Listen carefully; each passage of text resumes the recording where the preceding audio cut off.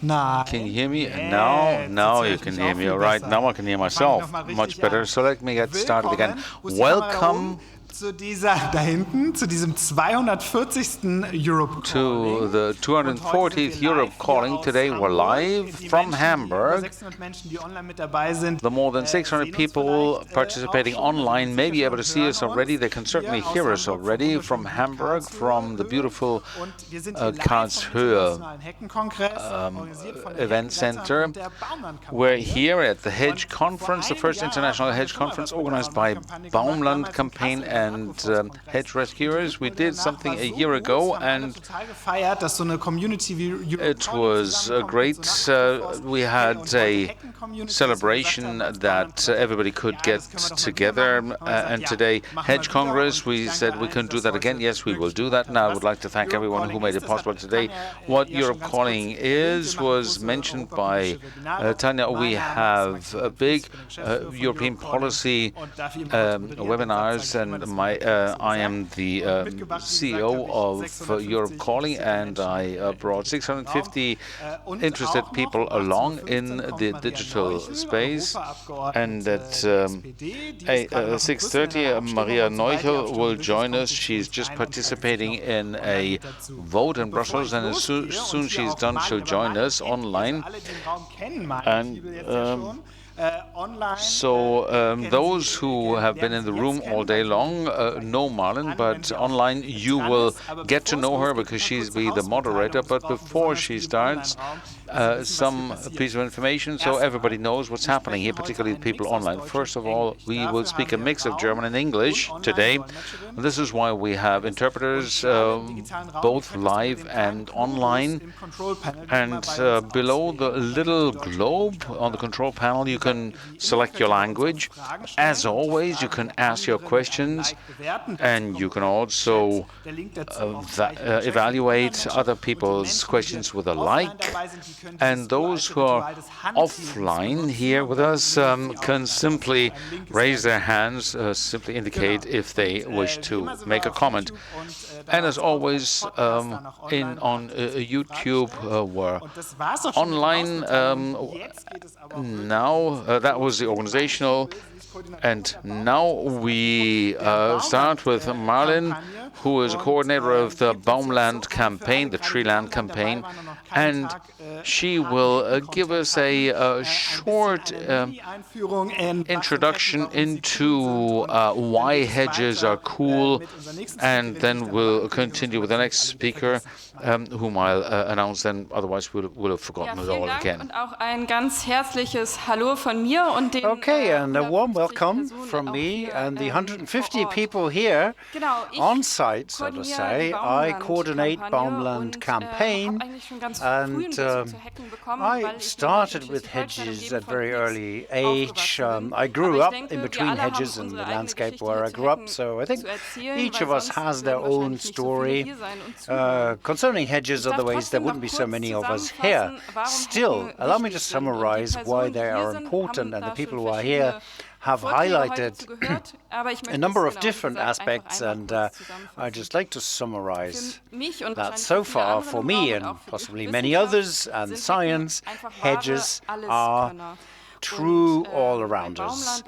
And in BaumLand and the hedge rescuers, we have the vision of a structured living landscape with many operations,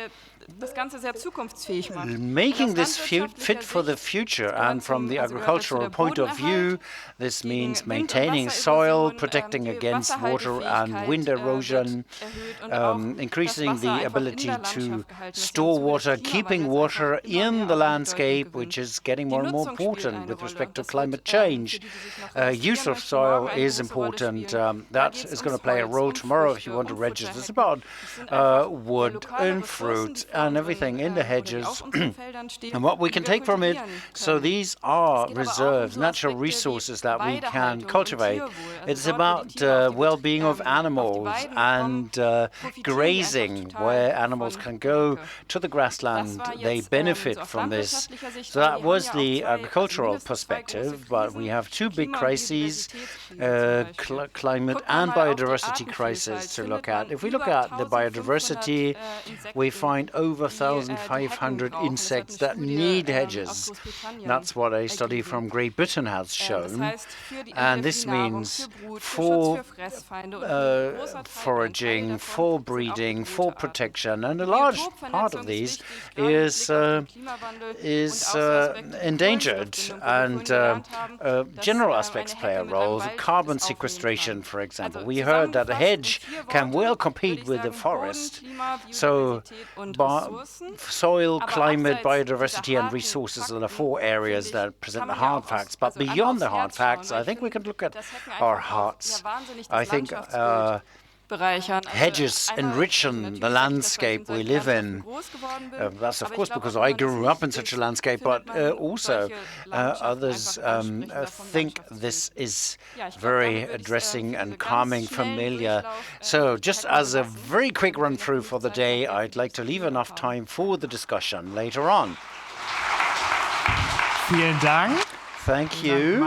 Thank you, Malin. And now I would announce our headliner today for a longer presentation, Fanny Duperray. She will take us to France. She is a referent of the public relations in Réseau Haies. And I'm very much looking forward for her to being here. I've seen her charts, and they are very good. So look forward to Fanny Duperray with me.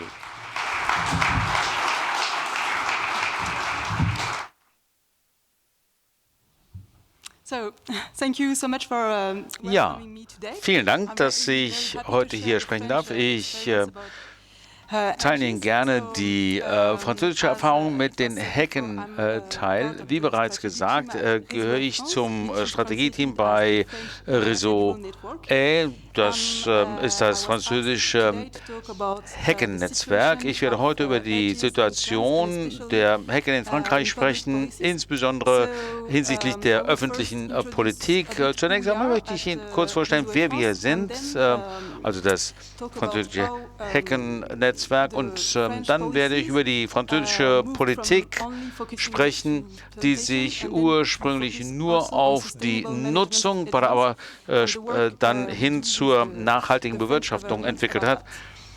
So, Zunächst einmal,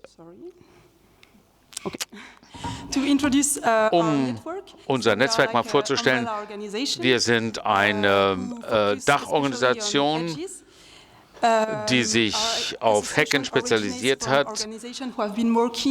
Wir kommen aus Organisationen, die bereits seit über 40 Jahren mit Hecken beschäftigen.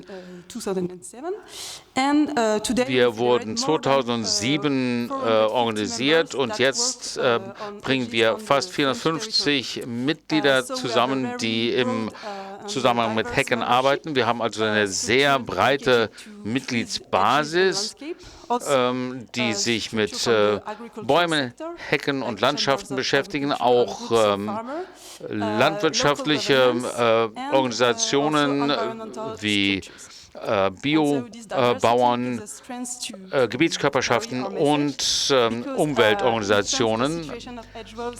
Das ist also der Kontext.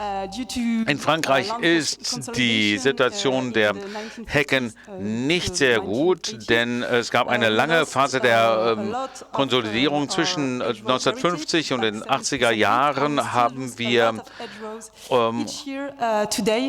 ungefähr 70% unserer Hecken verloren und auch jetzt verlieren noch ungefähr 23.500 Kilometer Hecken pro Jahr in Frankreich. Die Diagnose, das zeigt also, wo wir jetzt stehen. Und wir versuchen, die öffentliche Politik dahingehend zu beeinflussen, dass sich das ändert. Und ich habe hier eine kurze Darstellung der öffentlichen Politik. Erstmal hat sie sich gegen Hecken gerichtet. Und deswegen gab es eine lange Zeit, in der wir viele Hecken verloren haben. Dann gab es eine Bewegung in der Zivilgesellschaft, das zu stoppen und wieder Hecken anzupflanzen. Und die öffentliche Politik ist in Richtung Schutz der Hecken umgeschwungen. In der Vergangenheit hatte man erst einmal die Hecken als Last gesehen, weil die Bauern dadurch Geld verloren haben. Und dann hat in den 2010er Jahren die Regierung angefangen, Hecken zu unterstützen, und seit 2020 haben wir jetzt eine Entwicklung, dass die Hecken wertgeschätzt werden. Wir bewegen uns jetzt mehr in Richtung Nachhaltigkeit und nachhaltiger Bewirtschaftung. Also die erste Botschaft, die für uns sehr wichtig ist, ist, dass wir Hecken haben, die nicht nur verloren gehen, weil die Bauern sie nicht mehr da haben möchten, sondern auch, weil sie schlecht bewirtschaftet werden, schlecht gepflegt werden, und weil die Hecken auch mechanisch geschädigt werden durch die Bauern. Und aus diesen Gründen verschwinden auch Hecken. Also wir haben hier wirklich ganz schlechte Pflege der Hecken in Frankreich. Sie können also hier sehen, sowas ist ziemlich häufig in Frankreich, was man hier auf den Bildern sieht. Die Hecken sind sehr schmal. Sie werden alle Jahre, manchmal alle 5 Jahre zurückgeschnitten. Manchmal werden auch sehr rechteckig zurückgeschnitten, sehr niedrig geschnitten, und dadurch sterben sie peu à peu ab. Hier sehen Sie also die Auswirkungen auf die Landschaft. Wir können sehen, dass viele der Hecken in Frankreich absterben. Es gibt immer mehr Lücken, es gibt immer mehr Hecken, die zu isolierten Bäumen werden. Die Bauern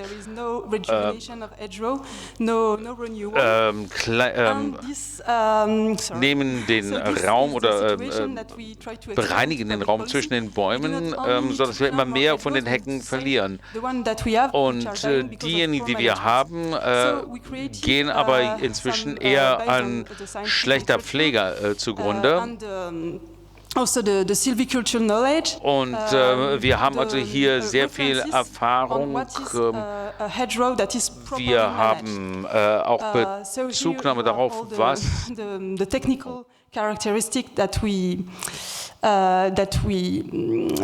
promote. So we see that the hedgerow, it has all its layers, the grassy margin, the bushes, the shrubs, the climbing plants, and it's very thick and it's very wide also. It's not laterally trimmed every year.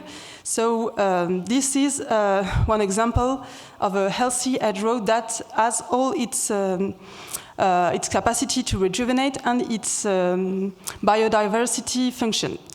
And so we try to promote this sustainable management by making the politicians and the government and the farmer understand that this type of hedgerow can be a resource for territories but also for farmers.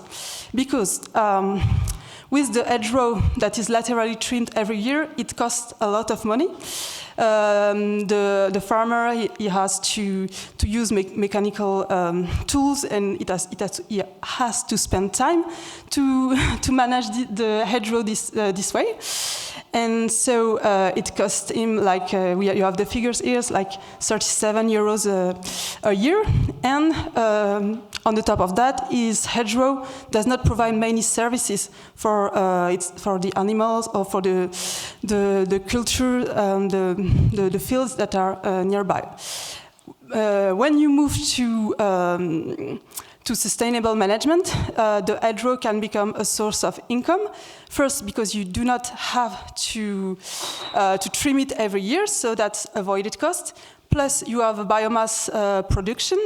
So you can valorize this biomass with a supply value chain in your farm or with wood energy value chains. And you also have increased agronomic service. So we try to move from a vision of the hedgerow that costs money toward the hedgerow that is a source of income and that is really part of the economic system of the farm as it used to be when hedgerows, before the agricultural industrialization and modernization, hedgerows were really a part of the economic system of the farm, and we try to go back to that. And of course, we know that this, on the top of these economic aspects, we also have all the services for the territories, so the carbon, water management, the protection of the soil, the production of biomass, and also the landscape effect, of course, and the biodiversity, because a hedgerow that is properly managed, that is wide, that has all the spaces for the biodiversity, is also a benefit for the territories and the environment. So if we have to sum up our strategy, is to for hedgerows, it's to go from a damaged landscape to a functional landscape by re-implanting hedgerow where it's needed. And it's also to go from damaged hedgerows to healthy hedgerows in good ecological conditions. And so to promote that,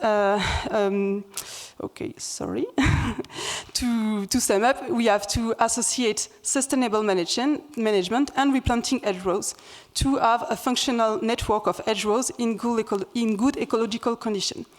And that's what we promote for public policies and governments. And to do that, we created a quality label that is called the Label A, which is the hedgerow label, if I can translate it.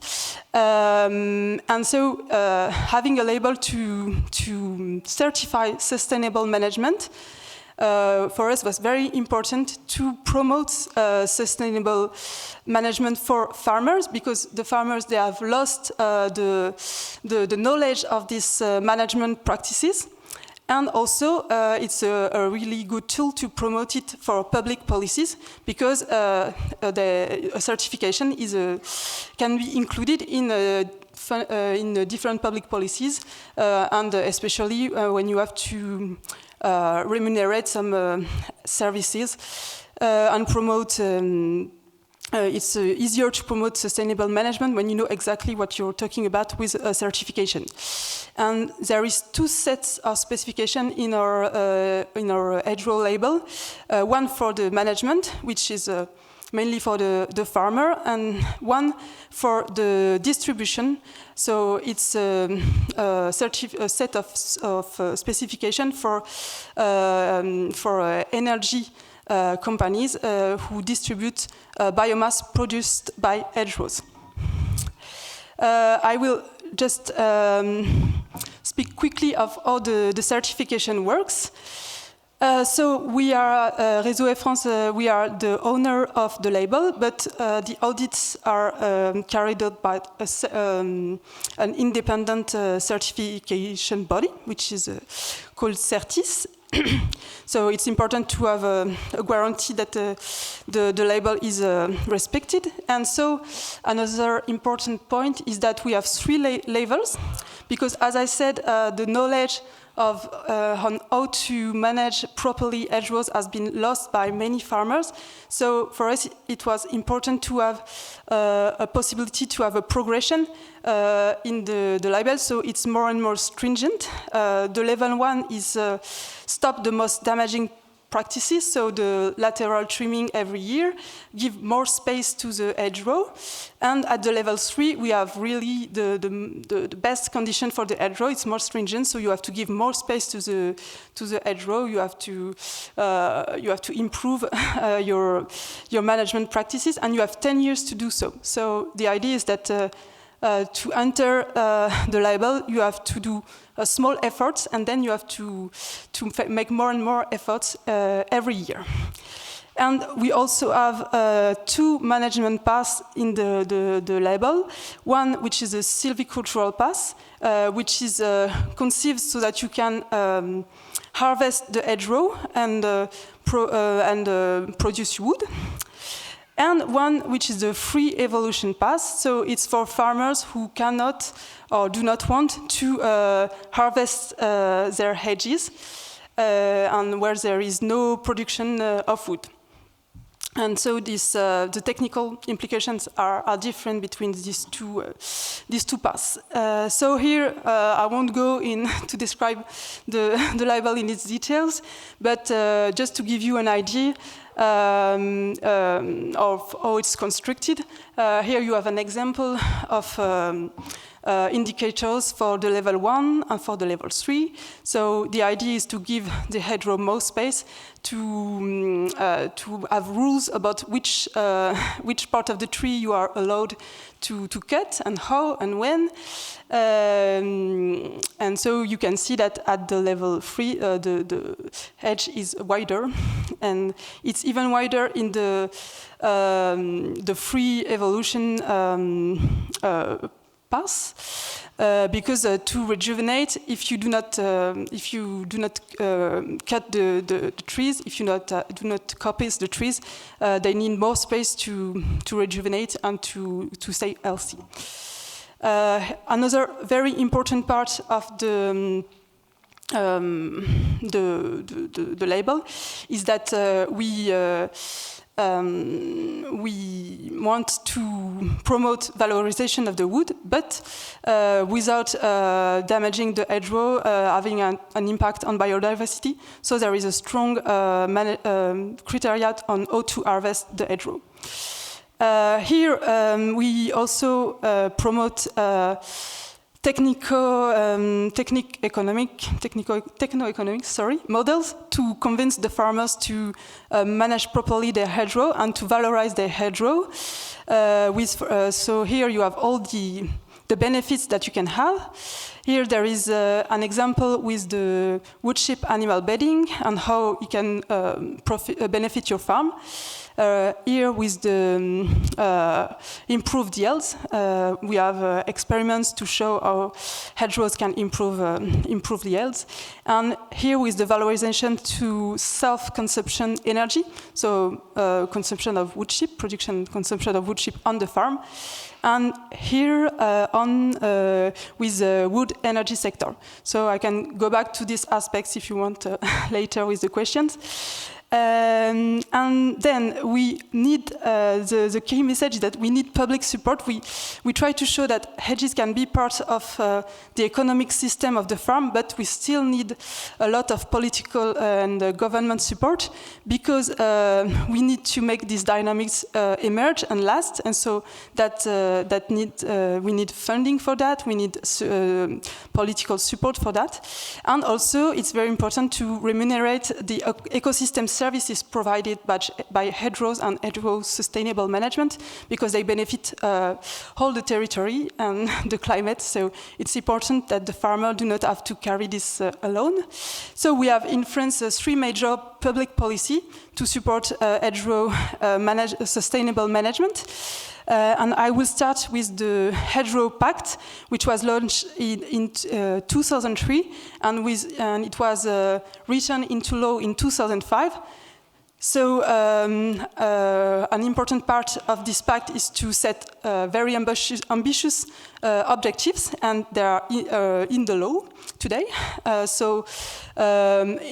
Objectives on to gain hedgerows, and also objective to gain hedgerow sustainable management. And so there was a huge budget in 2004 for all that, for plantation, for valorization of hedgerows, and for sustainable management. But in 2005, the situation is a bit more complicated. There is no more money for the plantation. The government's, the French political situation is complicated. We have a lot of budget cuts, and so they say that the plantation should be financed by local governments. But for 2006, we are still hoping to have a budget in France, but as you know, the situation is quite unstable at the time, so I cannot say what it will become. It's very difficult. The hedgerow bonus, so this is a common agricultural policy measure, and so it remunerates agriculture who have the label A, the hedgerow label that we carry. They have to have a minimum amount of hedgerows in their farm and to be certified, and they get 20 euros per hectare a year. So it's not a huge amount, but it's an incitation to sustainable management. And finally, we also have payment for environmental services. So this was launched in 2009 and carried by the water management agencies in France. So it's smaller because it's only on small areas with specific water problematics. And it remunerates the farmers that are certified for the sustainable management with the label A. And it's quite a lot of money that they earn, but it's only for 5 years, and it's only on some territories. So we are trying to improve this policy to make it more long-term and on more territories.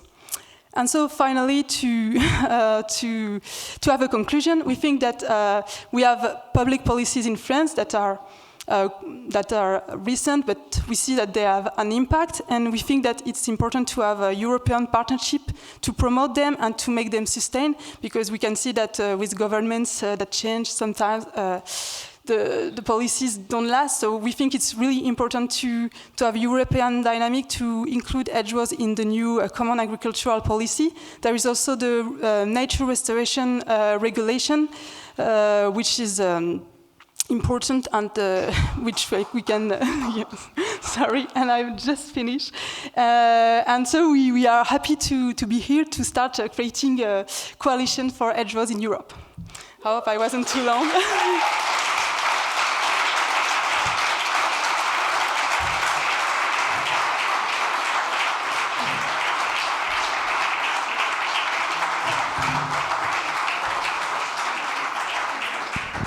Test. Thank you so much, Fanny. I think the applause, the very early applause, were actually for the nature restoration law and not for you to finish. So I think that was jubilation, not asking to finish. So thank you so much for this excellent talk, I think, and you heard the applause. So we're now going. We have many questions already. So but we're now going into the panel discussion. I'm inviting Robert Wolton up here from the Devon Hedge Group and Malin Tiebel again. So we're going to sit here, and with the 600 people, not exactly 600, but getting close to it online, we're gonna use the next. Oh, it seems to be over now. No, okay. We're going to use the next hour to do this. Und jetzt spreche ich wieder Deutsch, weil sonst wird's and I'll go back to German because otherwise it'll get too complicated. And what we'll do is Robert, Malin and Maria Noichl will respond to what Fanny has said. And I think you haven't really seen this concept before. This is a real reaction, not a prepared response. And Maria Noichl wrote to me that she will definitely join us as soon as the vote is finished. But I'd like to give the floor to Robert Wolton, the founder of the British HedgeLink Group. The speaker in this room have seen him before today.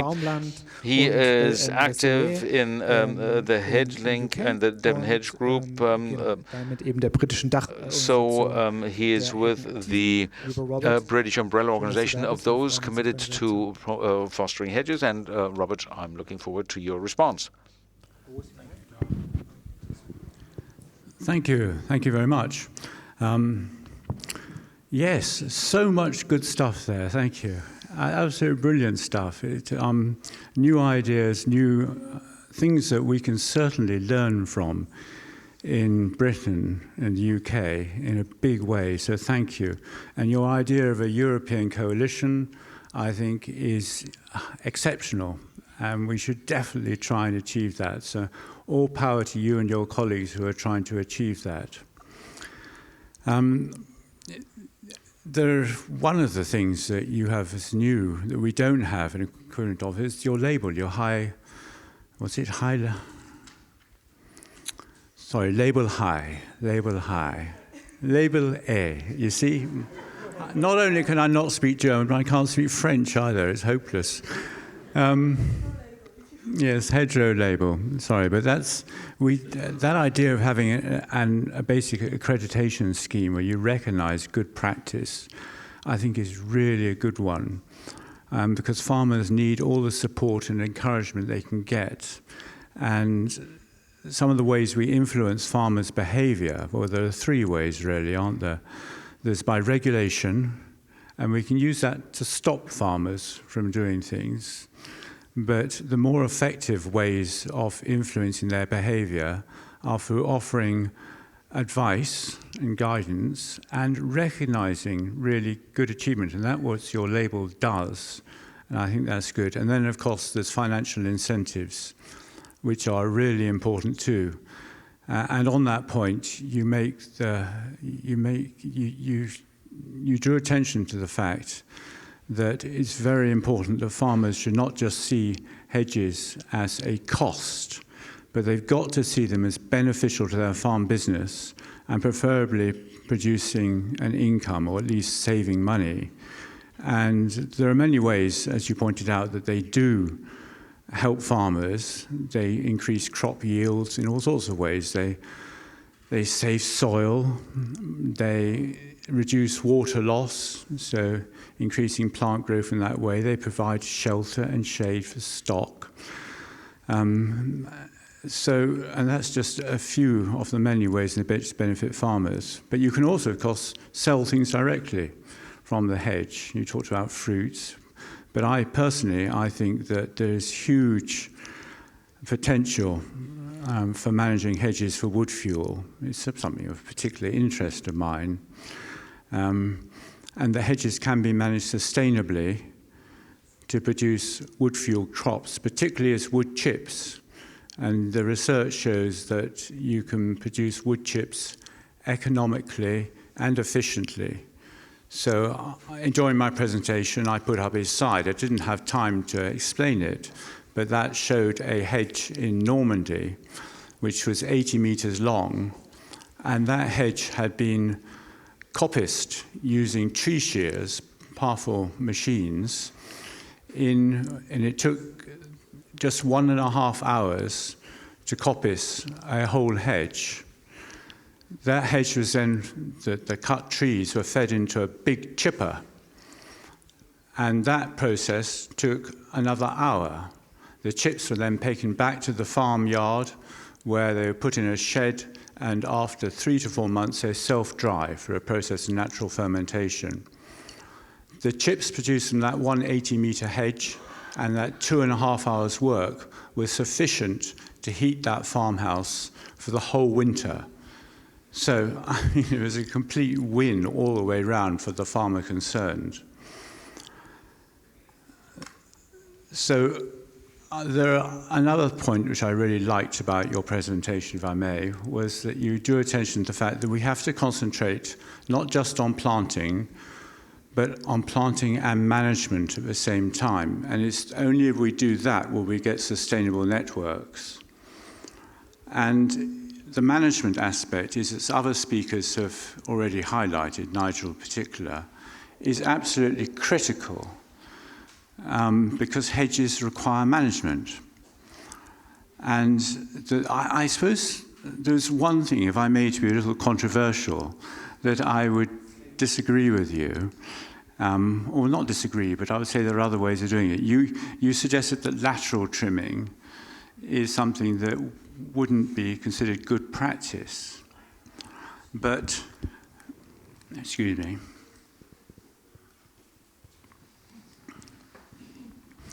But I have to say that I have a farm in England, and each year I trim some of my hedges, including the sides and sometimes the top, because that is keeping them thick and bushy.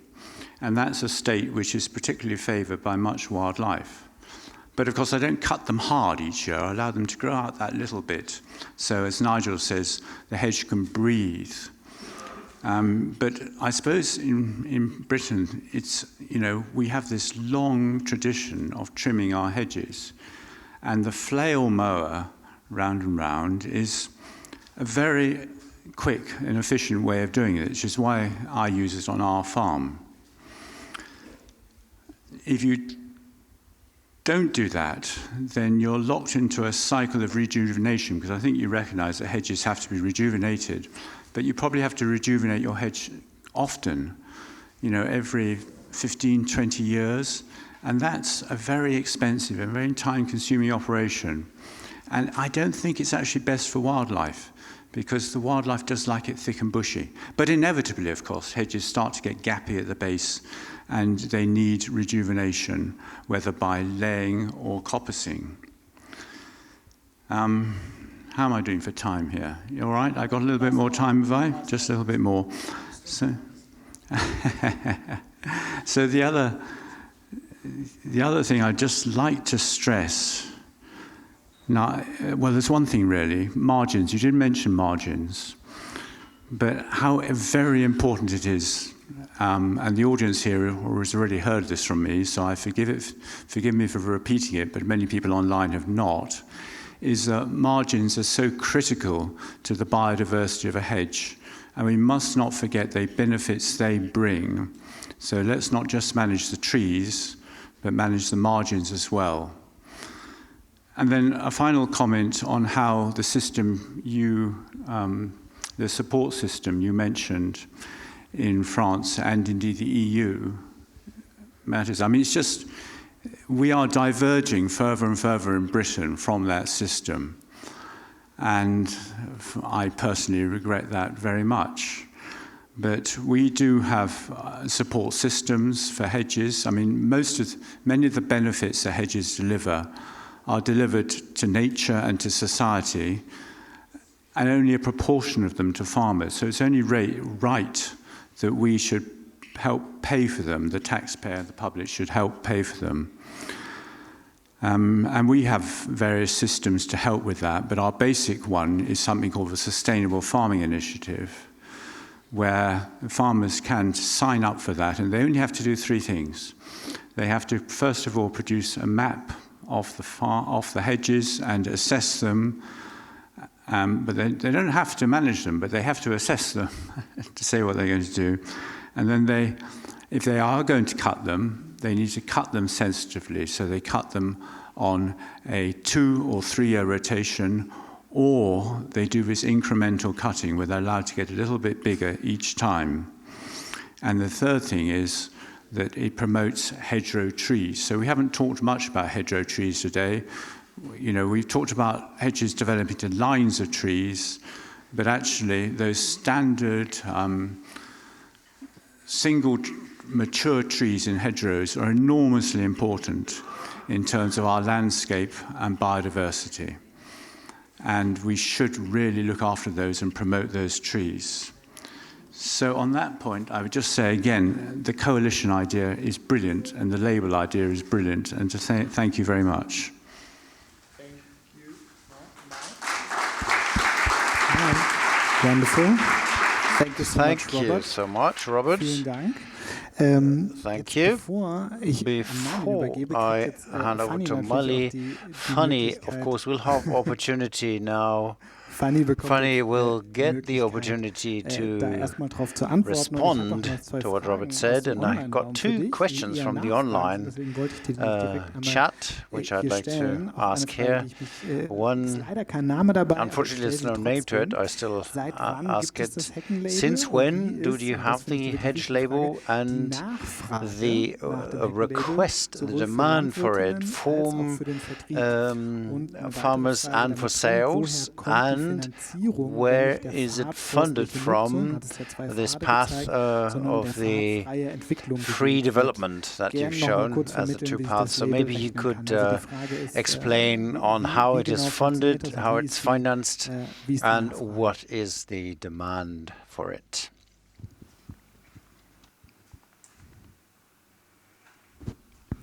Okay, thank you. To react on your comments, so yeah, we also believe a lot in wood fuel from edges, wood energy and wood chip from edges, and we try to develop a lot of techno-economical references on that to help farmers and also to promote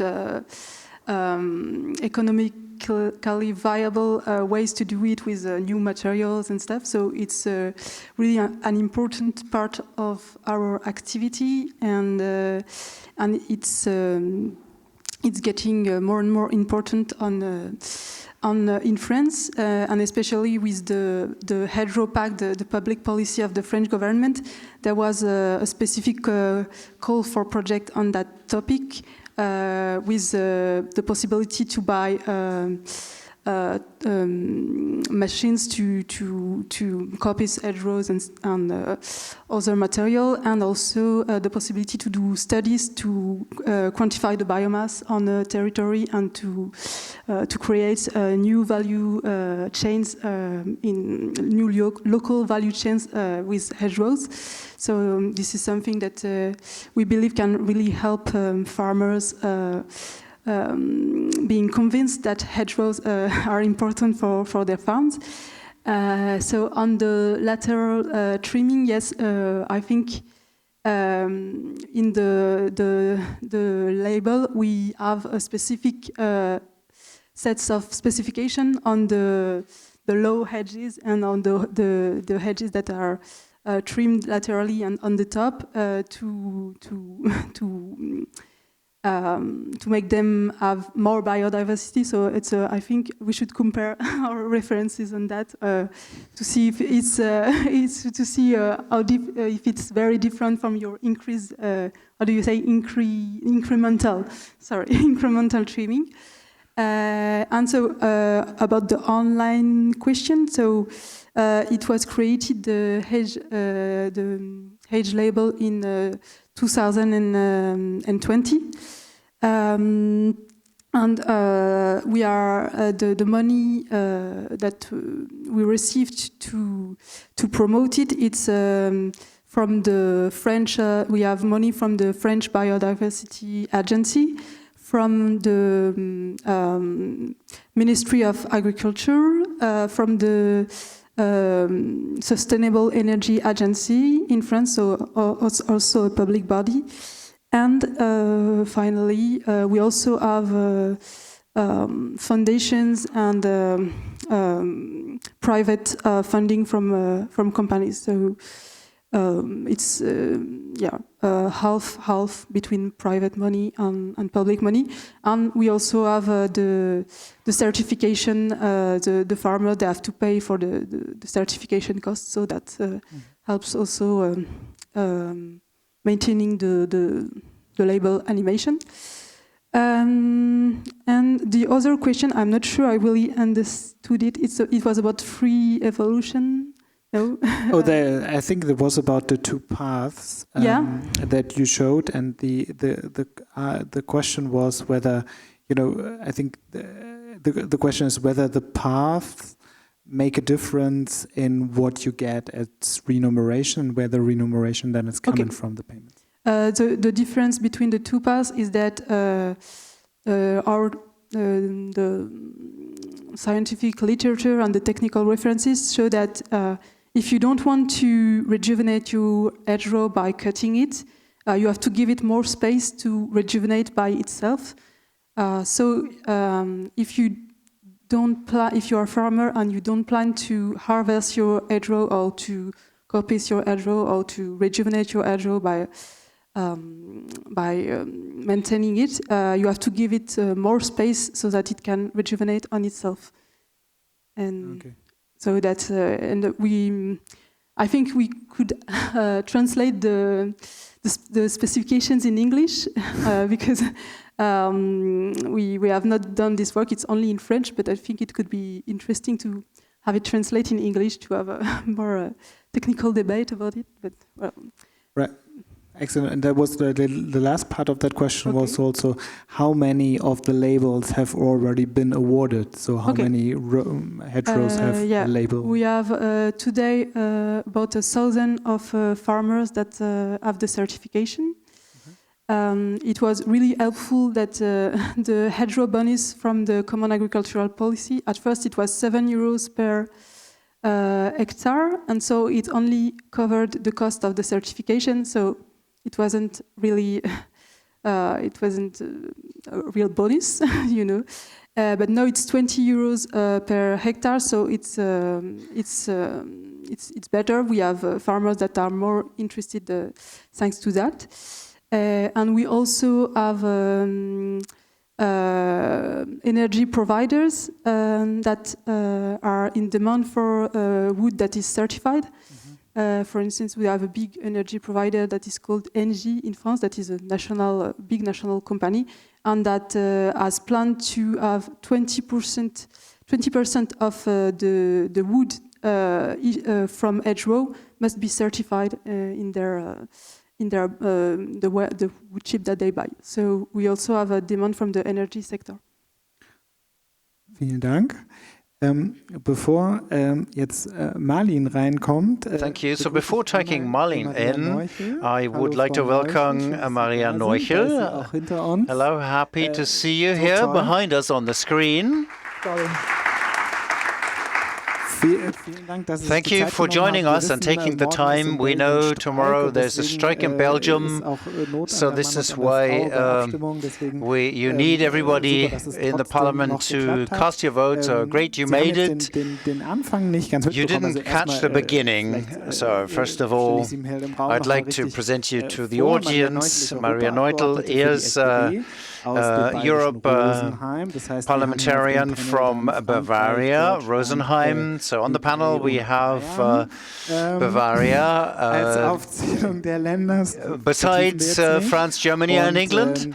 And Maria Noichl is in the Agricultural Committee of the European Parliament, chairing the German Association for Landscape Maintenance. So I would suggest that I would ask Ms. Tiebel to give us the German perspective of what Ms. Duperray has presented, and that will give you a bit of an intro to what has been presented that may help you to react on what you've heard until then. Vielen Dank. Okay, thank you. Franz, your presentation showed nicely on how hedges could be made attractive for farmers.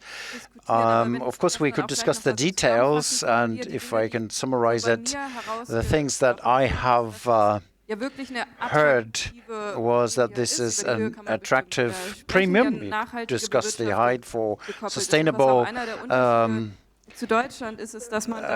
working, and the difference is that you don't have lots of different funding in different places, but it is a more principled and more general approach rolling out on a larger level and hopefully in a more long-term approach, and the accompanying program that you have consultation, different phases of transition that shows quite clearly that the government, even if it's half public, half private money, this can be of great value, and it is of great value for a society, and that's good. And in BaumLand we found out that society values hedges very high.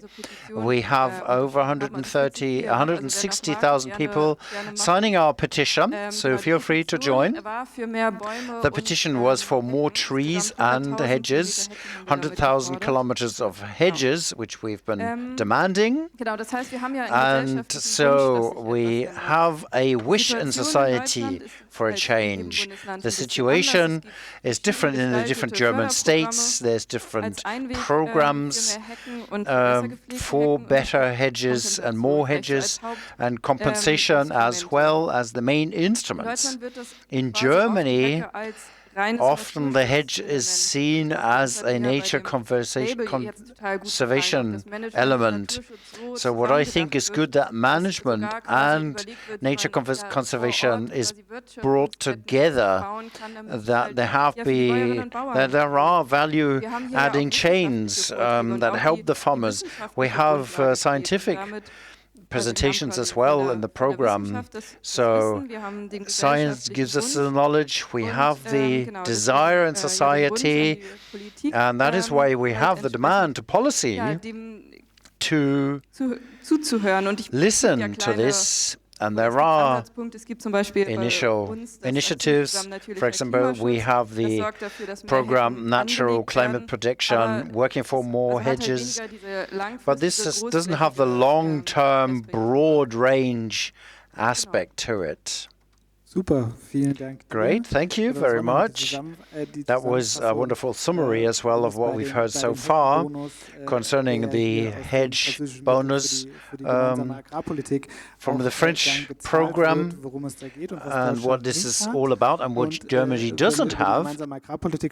And if we talk about the general context, European level, I have just presented Mayor Noichl. We're looking forward for your say and your assessment on how we could strengthen hedges in Europe as a whole and what that may have to do with the new agricultural policies. Thank you. Please excuse my coming late, but I'm very happy to be here now. So this is the common policy on the promotion measures in this respect. Hedges are often seen as an element in landscaping, something that costs time, that makes agriculture more difficult, and that's why many think hedges are burdens. This is the question, is it a burden or is it something wonderful? Splits the minds in the European Parliament as well, so also the different parties see that very differently. But what everybody agrees on is that they have a big relevance for biodiversity, for water management and landscaping. I think you've heard a lot of that already. For us, hedges are, of course, in the eco schemes and the second pillar. So this is what the speakers have said. There is a patchwork only. There can be hedges everywhere. But everywhere and nowhere, really. And the current discussion on the new reform, competition is lifted to the top of the agenda, and that means other topics are put below. And if economic feasibility is the topmost goal, that seems to count against hedges. But on the other hand, if hedges really bring the benefit, so hedges used to be something that cut down, that I could make use of. Today we see the benefit in the hedge much more. As I said, climate protection, erosion protection, water management. So hedges actually in the future should and will be making agricultural work possible in the first place, and that's a positive effect on agriculture. So that's a very important point. Well, I'm not used to people giving me applause. So that means if you think on how we can do agriculture in the future, when the water is okay, erosion is okay, hedges are indispensable. What did we find? Unfortunately, we've had protests on the road that blockade is mentioned with stopping. Well, hedges are not stopping. Decommissioning, really, that is about decommissioning of hedges. 4% are so-called decommission areas, and this has been taken away. This was a first lethal stab, really, to hedges. Now they are not stopping. Just last week we had the simplification of the policy, leading to a weakening of these ad hoc measures. The impression is, excuse my blunt words here, the impression is that the Parliament, unfortunately, now has passed it, and it's going to go to the Council and the Commission. The impression is that maintaining national regulations is being taken away, not on top.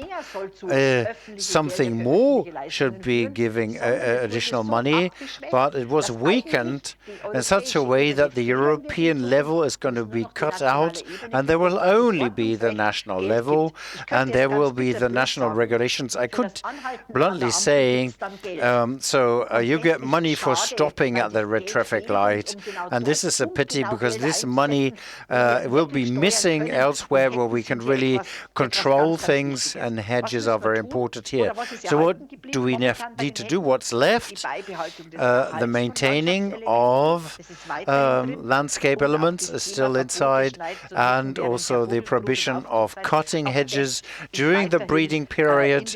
That is still in the documents, so not everything has been stripped off. In the eco schemes, we do see one important point.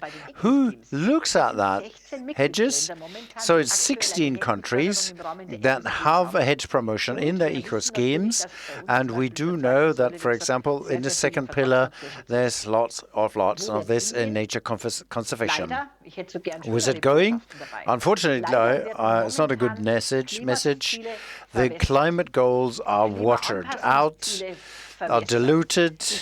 The biotopes and networking of biotopes have unfortunately been on the table in biodiversity, but we have the fear of delusion there as well.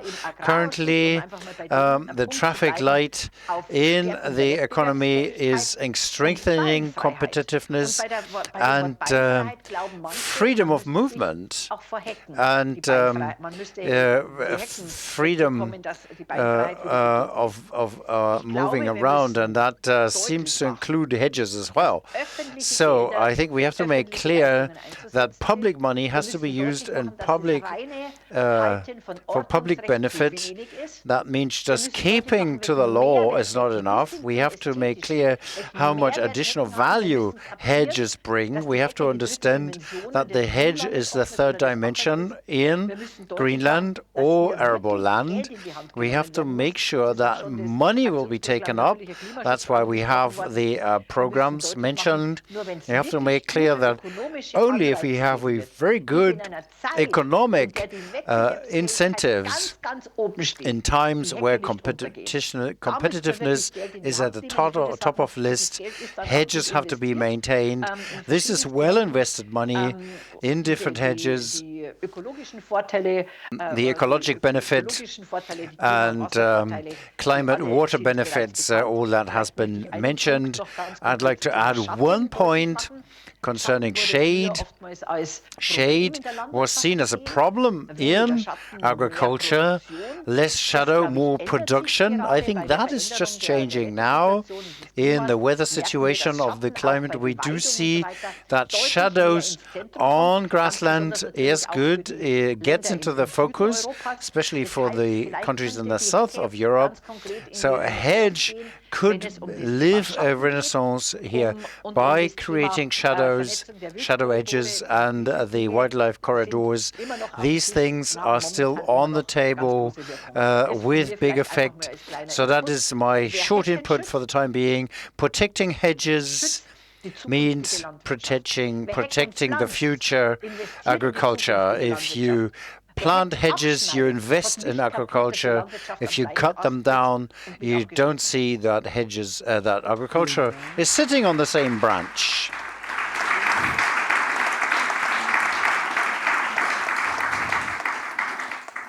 Frau Noichl, Sie konnten hier im Raum wirklich so eine Stecknadel fallen hören. Ms. Bei Noichl, Ihren Worten, glaube ich, you could weil das auch hear nochmal a sehr pin klar drop gemacht here hat, in this room when you were an welcher speaking, Stelle wir gerade politisch stehen. Also because nicht nur erst you bei dem explained Thema, to us where mit we dem wir heute stand zusammen politically sind, bei now, vielen not Klima, bei only vielen, for this topic Naturschutzthemen, today, but with many generell bei vielen environmental Zukunftsthemen, protection topics. There are gerade so, dass many dieser Fokus auf topics that Wettbewerbsfähigkeit sehr focus on gerne the dazu genutzt future. wird, alles The abzuhacken argument und of alles competitiveness is zu verwässern, often was used irgendwie to einmal als irgendwie put a stopgap on everything or to water down anything that has anything to do with preparing for the future. So it's frightening to hear what you just said, and it doesn't really make us look forward to the next few years when the new cap is being negotiated. So my direct question would be, you said there's no room in negotiations now because the focus is on competitiveness. Now, what's your view? We all have MPs and MEPs in our constituencies.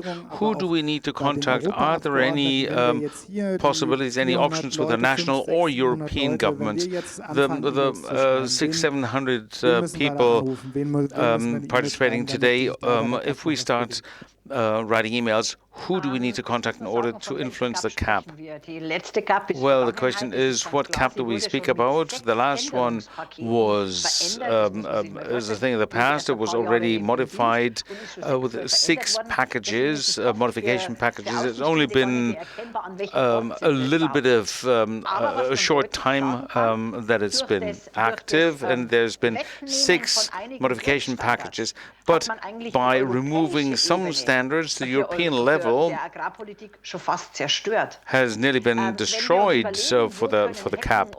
If we consider where can ecological things within agricultural policy be at home, then it will be in the GLOT standards, and i.e. the basis of what do I need to do in order to get tap into direct payments, and I can do it at the European level.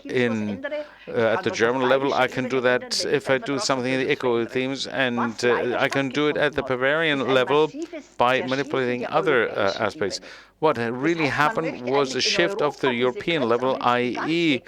in Europe they want to get rid of all these requirements for direct payments. And if these European requirements are lost, then I don't need to contact the European MEPs anymore, because then I have to contact the German national MPs, because they will be more involved in the program strategy going forward.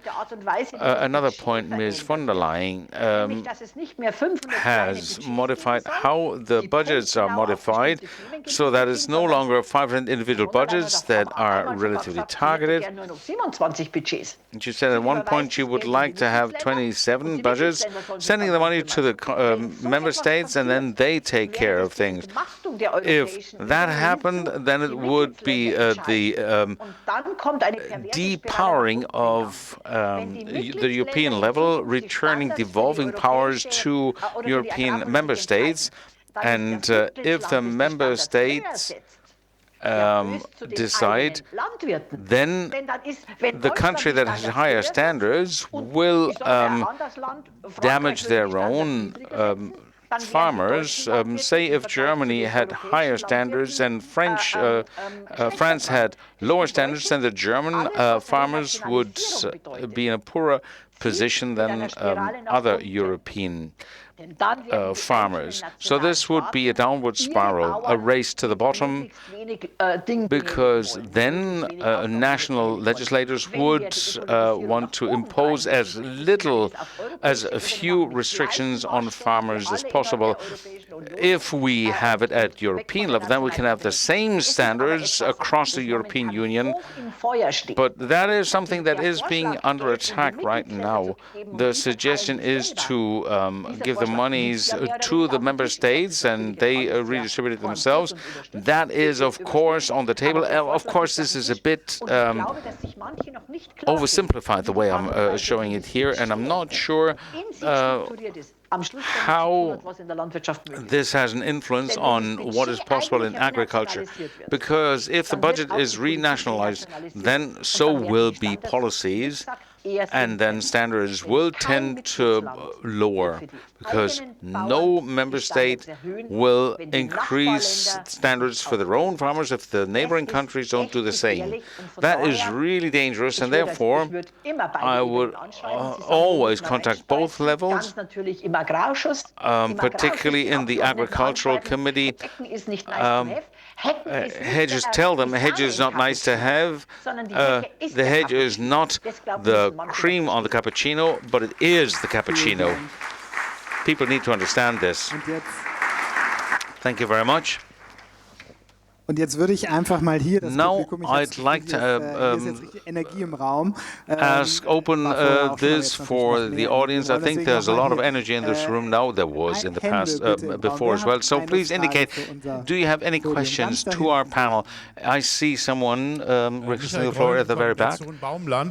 Michael Groll, coordination of BaumLand. I have a question to Ms. Noichl. I can give my vote immediately to you, but if I look at the various federal states in Germany, like Brandenburg, which desperately needs hedges, or Mecklenburg-Vorpommern, where there's an SPD minister who doesn't realize that hedges are necessary at all, and we of BaumLand Campaign wanted to hand over a petition to the Minister of Environment Affairs to strengthen his back for promoting hedges, and we never got an appointment even. Could you make sure that we get an appointment with your party fellow party member to understand, so that we can hand over our own petition? And you need people to bring pressure to bear from the bottom. Because in politics, you know, it's like in agriculture, the troughs remain the same, the pigs change. Yes, absolutely. You fully recognize that this is very fragmented, but the new environmental minister for Germany, let's do this.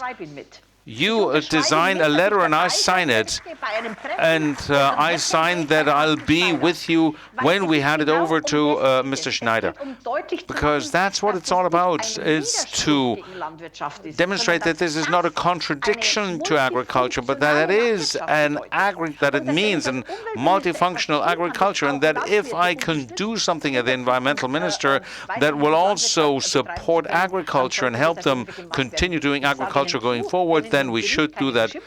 And I can promise you, if you don't insult the minister, then I will definitely sign it, and I'll be happy to participate in handing over the signature. And let me say again, a hedge has no political color, but it has a huge impact. Eine kurze Antwort gestatte ich. A short answer I can allow. We don't need your signature. Your phone call directly to your fellow party member, so that he will make an appointment with us. We're happy to have your signature as well, but we need you to pick up the phone and call him. I think you can agree on the details. Great. But that's great. That is called impact of such an event here. Are there any other questions in this room here? That does not seem to be the case. That's good, because I have some questions from online participants. Oh, right, there is. I'll take this question up front here. Hello. I have a question. Sorry? Hi. My name is Gianni. I'm from Belgium, and I'm starting a PhD about hedgerows and the implementation of environmental protection in the rural environment. And I was wondering, like, for Fanny or Robert, it's a bit for both of you. In terms of certification, it's a bit like, I feel like it's a kind of top-down maneuver, since it's like, okay, we propose a certification, and then there are controls, so like the farmers have to learn and to adapt the practice. And I was wondering, like, could it be like, would they increase the controls? And sometimes they don't really like to be monitored and controlled on their land. And sometimes it was a bit a part of the anger of the past manifestation and road blockage, where they were asking for less administrative regulation, less pressure on how they manage their land, etc. So it was a bit open question on all the administrative burden that they kind of want to get rid of, and how can we work with farmers as well with more like bottom to top approach, where they can participate in the foundation of the project, and not like we propose them a project that they have to adapt to. Thank you. A very good question. I think, Fanny, first maybe on how the certification has evolved. Is it really so as top down as it maybe feels, or is it bottom up? And okay. Yes, it's a very good question. So the construction of the label was with farmers, with group of farmers who work together with our own network to create the specification. Another thing is that I don't know if you have seen, but our entire certification is with illustrations. The criteria is not a huge paperwork, so that farmers can directly see what is required for the certification. So we try to make it as accessible as possible. We also have a process to review the certification with bottom-up methods, so to see what happens on the field and make the certification evolve to be more adapted, with of course maintaining its level of requirement, but with it's not written in marble, in the stone. I don't know how to say it in English, but there is bottom-up methods to make it evolve. And also, I think it's important to say that it's a voluntary certification, so it's not the farmer, they choose to go with it. And I think that it's also important that there is this political and funding support to compensate the fact that, of course, it's more work for them, more administrative work as well.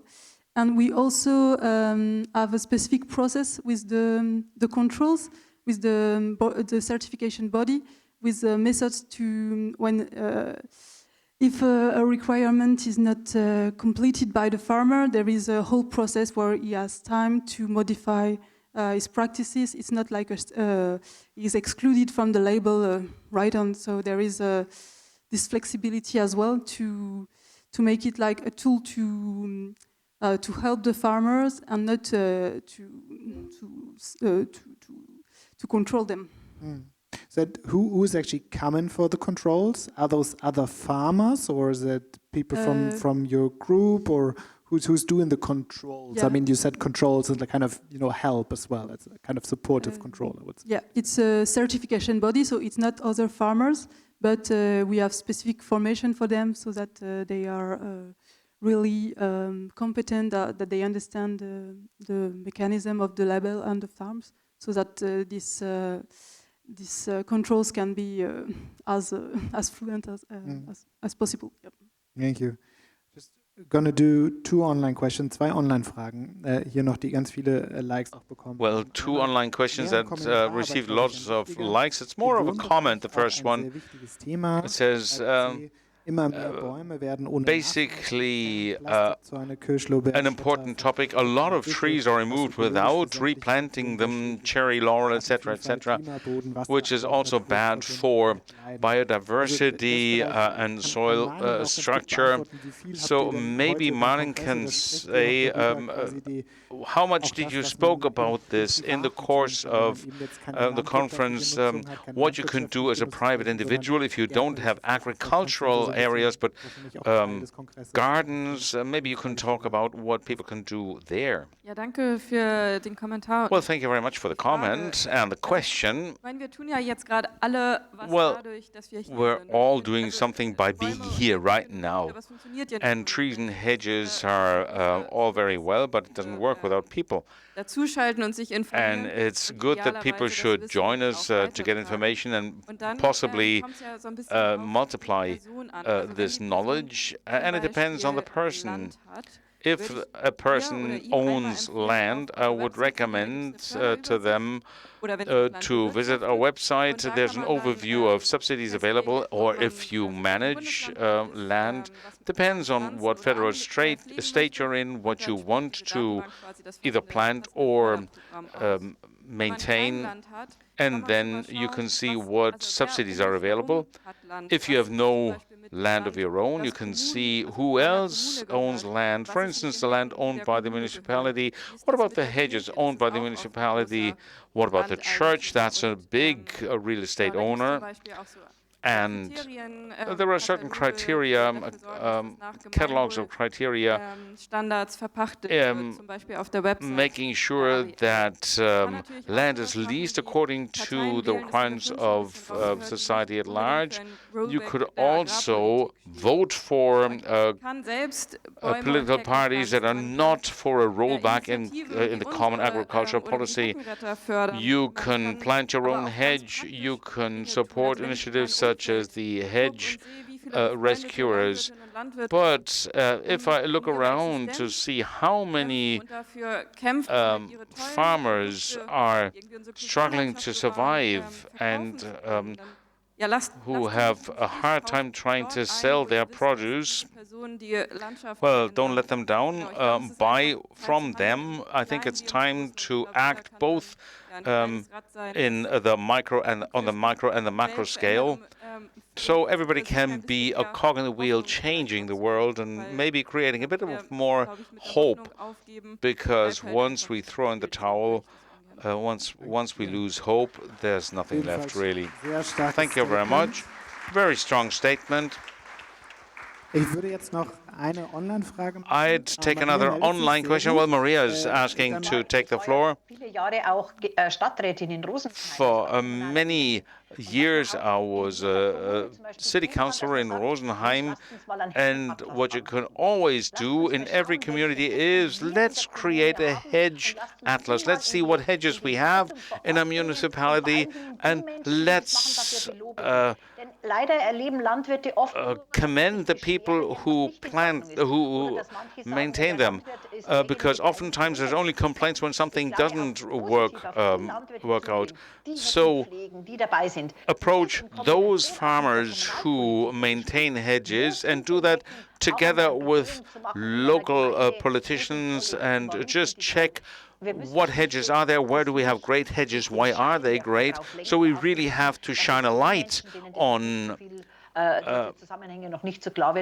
hedges so that people who don't know about these things, that we raise their awareness there. Sorry about intervening here. That's an excellent point. I have another question online, and I'll take another two from here. Tony Clem asks from the Leibniz Center. I don't know what that is. The Leibniz Center, so he's an expert. So what soil types and climates are best suited for hedgerows to reduce soil water loss? The state of Brandenburg in Germany, where Tony is based, has mostly sandy soil, and it's the driest region in Germany with 550 millimeters per year of rainfall. Would hedgerows help here to reduce soil water loss?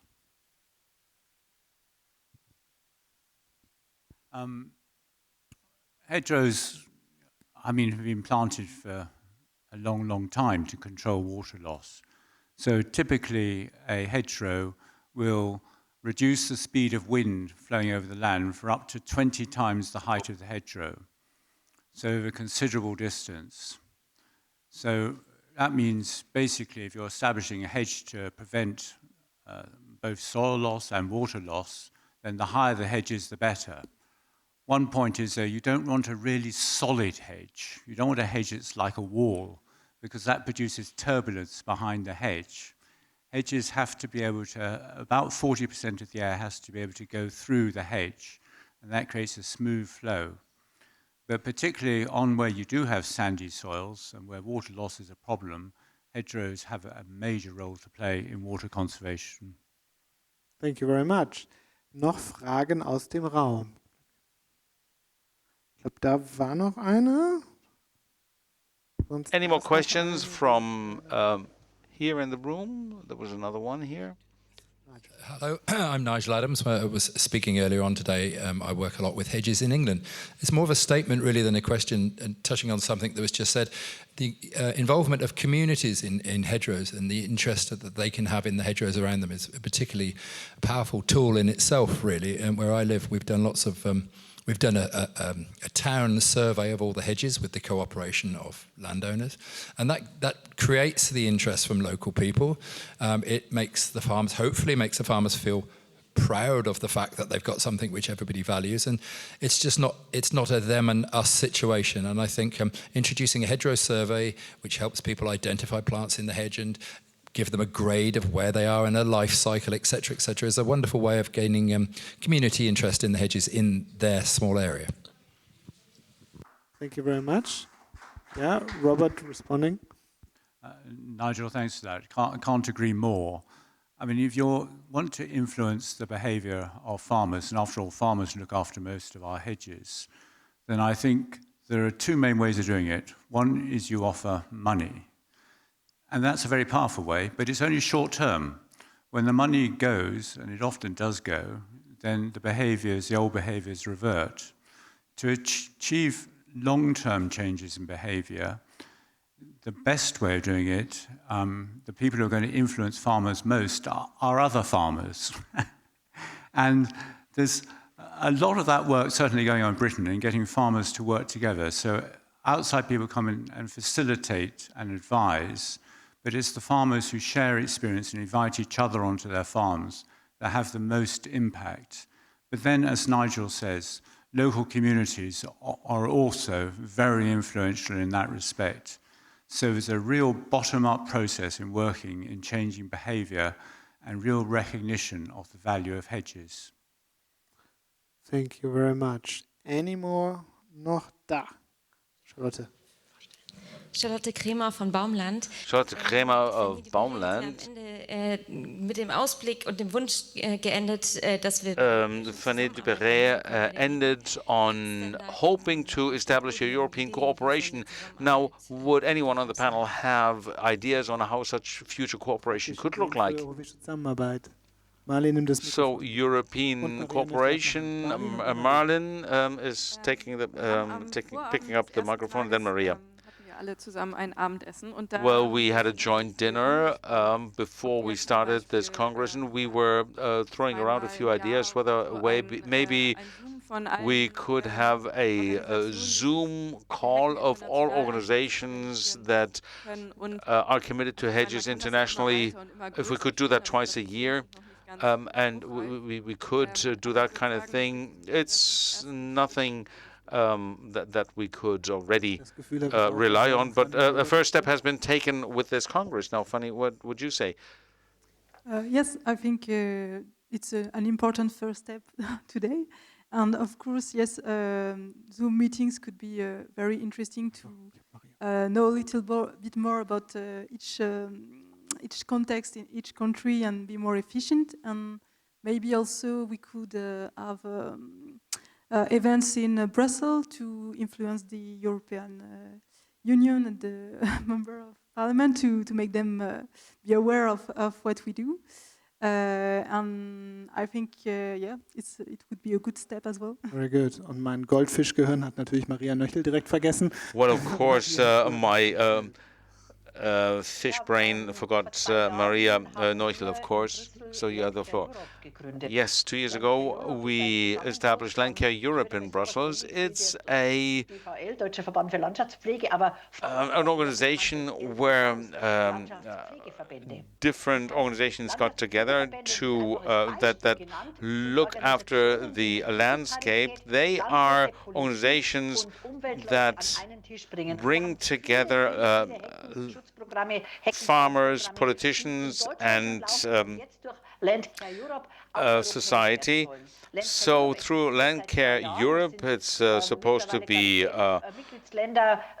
Europe-wide. So we have 11 member states who are members of Landcare Europe now. It's exactly about farmers who don't want to maximize their income, but maximize the positive impact of agriculture on the landscape. And I think that's a positive thing. It could be called Landscape Europe, but it could have different names. But European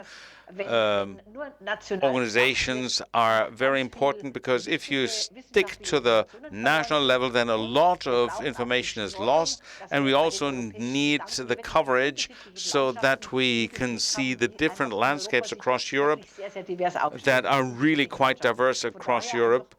And so maybe that's an idea. Take a look at the internet, Landcare Europe. Okay, thank you very much. And then I would... maybe we can get you into this, even though you're not the European Union anymore, but I'm sure you will be back at some point. Maybe your quick answer on the idea of having something European, and then wrap up. Well, I'm absolutely sure that the UK would wish to be part of this. And we have this national organisation that's kind of similar to BaumLand called HedgeLink, where those of us from across the UK, the 4 UK countries, organisations and some individuals who are passionate about hedges or who are in a position to influence policy and resource distribution, where we get together on a regular occasion. And we would, I know, welcome much more involvement with our European colleagues. So although we're not part of the EU anymore, that doesn't mean that we haven't got a lot to gain from being part of such a coalition, and I hope to offer it as well. And I think in that context, there's lots of room for exchange of knowledge and ideas, but if we can come together and think of some key actions to work together, I don't quite know what they are off the top of my head at the moment, but certainly I've heard some key messages coming out of today which I think are well worth taking back to Britain. And that, you know, just strong things like, what did I write down here? Protecting hedges protects the future. What a great saying that is. Now let's build on that and get those values across. What a wonderful final word for the panel. Thank you so much. Ich glaube, I think tonight we have learned 3 things. One is that France has great ideas on how to strengthen hedges. I've put up that little sign here, putting it up on the stage, hedge pact like in France. So we'll have to collect ourselves, involve communities, and build up some pressures. And one of these moments is this type of Congress. We have opportunity to build something, even if the wind is blowing in the different direction. That sparks hope. And I have to go to Brussels now, to Maria. I will have to finish on the hour. I thank everybody who was there, who was here online and offline. The battery of my laptop is exhausted just now. Thank you so much. Thank you for the moderation, and thank you for participating.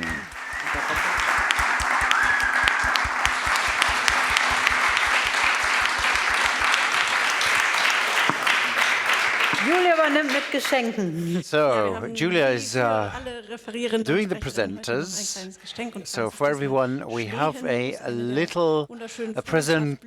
Blackthorn moose is a typical hedge plant.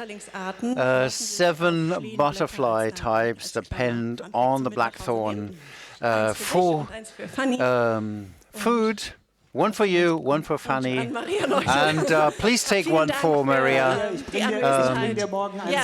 I'll bring 1 to you tomorrow and leave it in your office. Thank you very much. So, a great thanks for the foundation of the European hedge lobby. Max, take your leave. You have to take a train. Take a train. So I keep my fingers crossed. We have some. For everybody who is online, thank you. We would like to invite you for the dinner, but you can't, unfortunately. Everybody who stays behind, spend some time, 45 minutes, talk, meet the market of opportunities, but don't quit the restaurant because we're going to set everything up, and everybody who was registered, we will take dinner and carry on with the hedge lobby, and we have a songwriter singing and writing songs about hedges. Maria is going to introduce them, and tomorrow at 9 we'll carry on up here on the stage. Let's go forward. We'll start tonight with the hedge lobby, and thanks again to the panelists.